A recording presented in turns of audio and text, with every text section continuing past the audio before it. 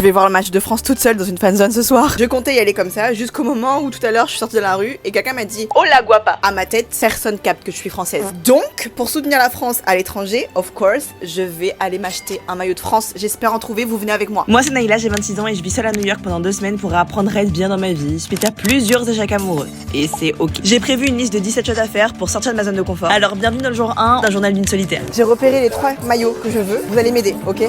Lui, il est à 180 $. Je pensais qu'en prenant ça dans mes mains, les gens vont capter direct que je suis française, mais en fait, il y a des étrangers qui achètent le maillot de France de foot. C'est fou.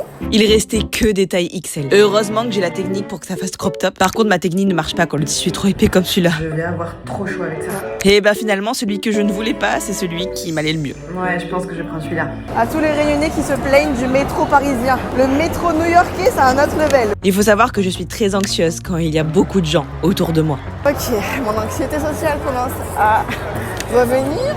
Bon, on va sortir. J'aime pas du tout. Est-ce que j'avais envie de partir? Oui. Mais pas parce que j'avais peur, plutôt parce que je me sentais seule. Quand la France a marqué, je me suis rendu compte que j'avais personne avec qui partager cette émotion. Et je vous avoue que c'était un peu étrange. Parce que je me sens super à l'aise avec ma propre compagnie. J'aime être seule. Mais là, c'était la première fois que je me sentais seule. Sur les réseaux, on vend les mérites d'un solo trip avec les belles rencontres qui se font. Mais je trouve que c'est tout aussi important de montrer cet aspect-là quand on voyage seul.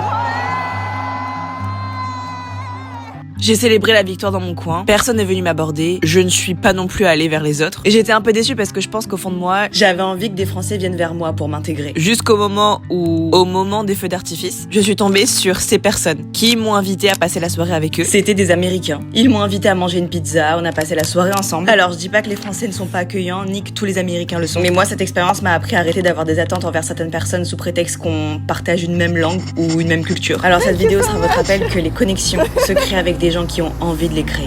Les gens sont trop gentils. À demain pour la suite. Bisous.